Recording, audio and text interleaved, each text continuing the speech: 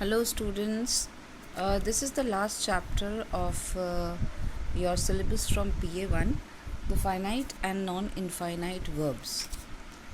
So, we know verbs are doing words, and finite verbs they are bound by tense and they must agree with the number and person of its subject. Now, examples have been given to you. Rashmi owns a scooty. Now, Rashmi is one person, but you will think owns is a plural word. But this will go correctly. On the other hand, you have been given examples Simran and Surjeet are dancing on the stage. So, when two people are there, that's why we have used are dancing. Now, this is finite verbs where the tense and number of persons they have to match.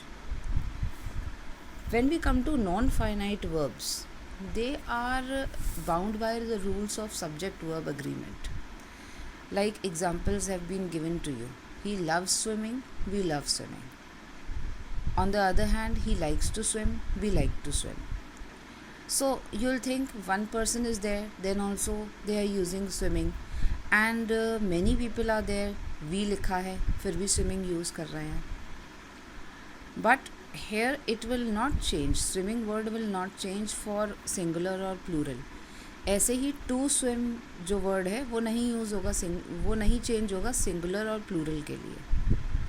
सो ये non finite verbs हैं, ये change नहीं होते singular plural के लिए. Finite verbs change. अब रश्मि owns a scooty, इसी को अगर आपको दो लोगों में यूज़ करना होता, Simran and Surjit on a scooty, on a scooty हो जाता. दो लोग हैं मगर खाली ओन यूज़ होता, एक पर्सन है मगर ओन्स यूज़ होगा. फाइन. और नॉन फाइनाइट में जब हम आएंगे तो वो चेंज नहीं होगा, भले ही सिंगुलर हो या प्लूरल हो. Now non finite are of three kinds: infinitives, participles and gerund. Now infinitive अगर हम देखें तो इसमें दो तरह के इन्फिनेटिव होते हैं, to infinitive and bare infinitive. To infinitive मतलब टू सिंग, टू इम्प्रूव. ये जो आपके दोनों एग्जाम्पल्स हैं उसमें इनको ऐसे यूज़ किया गया है. इसी जगह अगर हम बेयर इन्फिनेटिव पे आए, रिमेंबर टू इन्फिनेटिव में टू ज़रूर यूज़ होगा, बेयर इन्फिनेटिव में टू नहीं यूज़ होगा. Like on this page, on the top an example is given, Pooja made him cry. Now इसको लिखने का तरीका इन्फिनेटिव के साथ क्या हो सकता है? टू इन्फिनेटिव के साथ Pooja did something to make him cry, मगर हमें टू नहीं यूज़ करना है, हम बेयर इन्फिनेटिव की बात कर रहे हैं. तो Pooja made him cry, bare infinitive में टू नहीं यूज़ होगा. Then you can go through certain ways and examples of bare infinitive. Then we come to participles. Now participles are they show the characteristics of verbs and they also act as adjectives. जैसे आपको example दिया है, first the man confirmed that he had seen a flying saucer. Now flying, fly is noun जिसमें ing लगा के वो verb बन गया है, but it is also telling us वो एडजेक्टिव का भी काम कर रहा है. सॉसर कैसी थी? फ्लाइंग थी, फ्लाइंग सॉसर थी, तो फ्लाइंग एडजेक्टिव का भी काम कर रहा है. Second, after the accident he had a broken arm. Now arm कैसा था? ब्रोकन था, एडजेक्टिव बता रहा है हमें. ठीक है, they are showing actions. Flying हमें एक्शन दिखा रहा है, सॉसर का एक्शन. ब्रोकन हमें एक्शन दिखा रहा है, आर्म का एक्शन. आर्म कैसा है, सॉसर कैसी है. So these are participles. You have present, past and perfect participle. You can just go through it and go through the examples of participles. Then we come to gerund. Gerund it is quite simple. जब भी आप verb में ing add कर देंगे तो एक noun बन जाएगा. रीड इज़ अ वर्ब, उसमें ing ऐड कर दिया तो रीडिंग हो गया.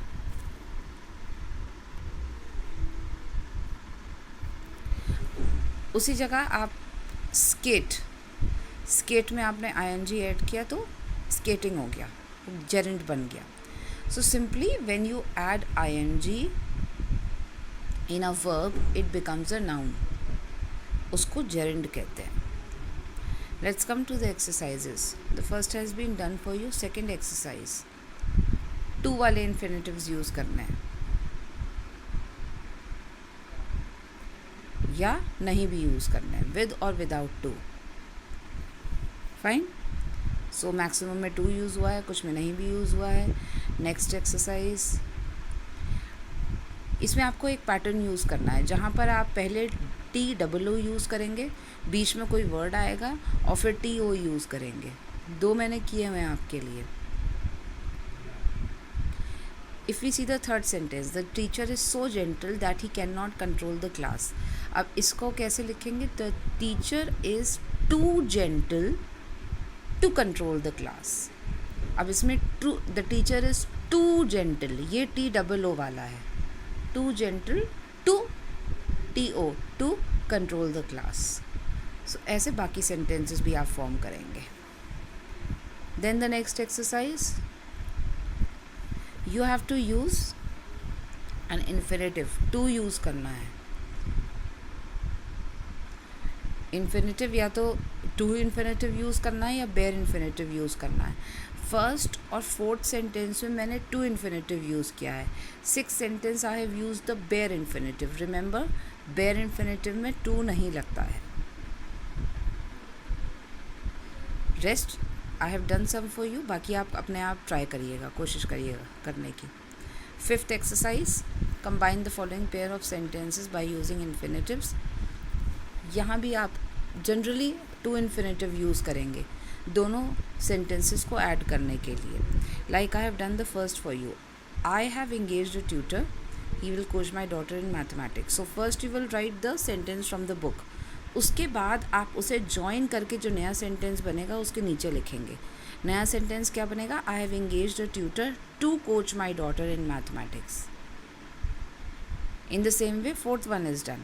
माई mother was much delighted to hear of my brilliant success.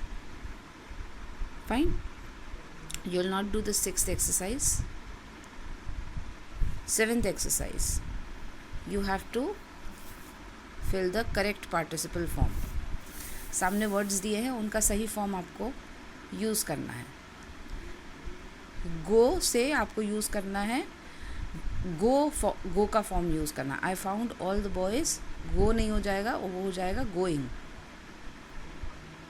A drowning man catches the straw, ये फोर्थ वाला है. तो ड्राउन में हमने क्या यूज़ कर लिया? Drowning. Fine. Eighth exercise, pick out the participle and gerund. ये मैंने आपके लिए किया हुआ है. You will write the sentence, underline the words और उसके नीचे आप वर्ड लिखेंगे और उसके सामने लिखेंगे कि वो क्या है, पार्टिसिपल है कि जेरेंड है. You will not do this ninth exercise.